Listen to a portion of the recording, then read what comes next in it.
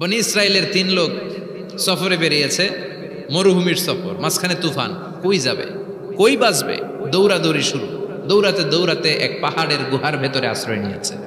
গুহা চিনেন তো? পাহাড়ের গুহা। আশ্রয় নেয়ার সাথে সাথেই বৃষ্টির পানির ঝাপটায় পাহাড়ের উপর থেকে বিশাল এক পাথর খণ্ড এসে পাহাড়ের গুহার মুখটা বন্ধ করে দিয়েছে। বন্ধ, অন্ধকার। এরা পড়ছে বিপদে। হায় হায়, বাঁচার জন্য ঢুকলাম, এখন দিই মরণ। ঢুকছিল কি জন্য? এখন মরণ। বিশাল পাথরের খণ্ড এসে গুহার রাস্তাটা বন্ধ করে দিয়েছে। 3 জন গায়ে যত শক্তি ছিল ধাক্কায়ও পাথর সরাইতে পারে না। হায় হায়, অক্সিজেন ভিতরে যা আছে আধা ঘন্টা শেষ হয়ে যাবে। কি করে বাঁচবো? বাঁচার উপায় নাই। চিল্লা ফাল্লা শুরু হয়ে গেল, কান্নাকাটি শুরু। একজন বলে, তোমাদের জীবনে কার কি নেক আমল আছে? যেই নেক আমলটা আল্লাহর ভয়ে করছিল ওইটার ওসিলা দিয়ে দোয়া করে দেখো কিছু হয় কিনা। সুবহানাল্লাহ কোন? এটাই উপায়।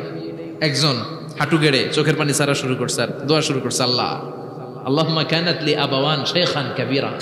আল্লাহ, আমার বাবা মা ছিল বৃদ্ধ বৃদ্ধা, আমি পেশায় রাখাল, সারাদিন ছাগল চড়িয়ে রাত্রিবেলা দুধ আনতাম, সবার আগে আব্বা আম্মারে দিতাম, এরপরে আমার ছেলে মেয়ে, এরপরে স্ত্রী। একদিন গভীর রাতে এসে দেখি আব্বা আম্মা ঘুমায়। দুধের বাটি নিয়ে আব্বা আম্মার মাথার সামনে দাঁড়িয়ে রইলাম। ছেলে মেয়েগুলো আব্বা এসে বলে, আব্বা দুধ দাও। আমি বললাম পরে, আগে আব্বা আম্মা খাবে, তারপরে তোরা। ছেলে মেয়েগুলো কান্না জুড়ে দিল, আমি দেই নাই। ফজর পর্যন্ত দাঁড়িয়ে রইলাম। ফজরের আগ দিয়ে আব্বা আম্মা ঘুম থেকে উঠে দেখে তো আমার অবাক, কিরে বাবা দাঁড়িয়ে কেন? বললাম প্রতিদিন দুধ খেয়ে ঘুমাও, আজকে আগে আগে ঘুমিয়েছ, দুধ খাও নাই, তোমাদেরকে আগে দিব বলে দাঁড়িয়ে রইলাম। আল্লাহর ডেকে বলে, আল্লাহ ওই দিন সারা রাত দুধের বাটি নিয়ে মা বাবার শিওরে আমি দাঁড়িয়েছিলাম। ফজরের সময় আব্বা আম্মারে দুধ খাওয়ালাম, তারপরে ছেলে মেয়েদেরকে দিয়েছিলাম, তারপরে স্ত্রীর মুখে দিয়েছিলাম। ও মাবুদ, ওই দিনের এই কাজটা আমি দুনিয়ার কাউরে খুশি করার জন্য করি নাই, শুধুমাত্র তোমার খুশি ছাড়া। ওই রাতের ইবাদত যদি তোমার দরবারে ভালো লেগে থাকে, ফাফাররিজ আন্না মা নাহনু ফি, আজকের বিপদের দিনে কেউ বাঁচানোর নাই, তুমি আমাদের বাঁচাও।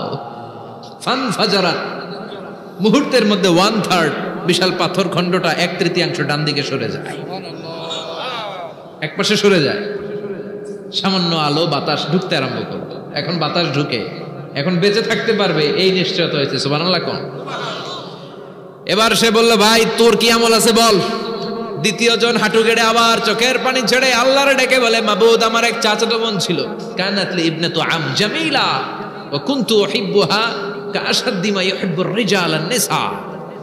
আল্লাহ, সুন্দরী, অনন্যা, অপ্সরী, প্রিয়ংবদা, অনুসুয়া, গুণবতী, রূপবতী আমার এক চাচাতো বোন ছিল, তার প্রেমে আমি ছিলাম পাগল পাড়া, কিন্তু সে তো আমার ডাকে সাড়া দেয় না। অনেক চেষ্টা করলাম তারে পাওয়ার জন্য।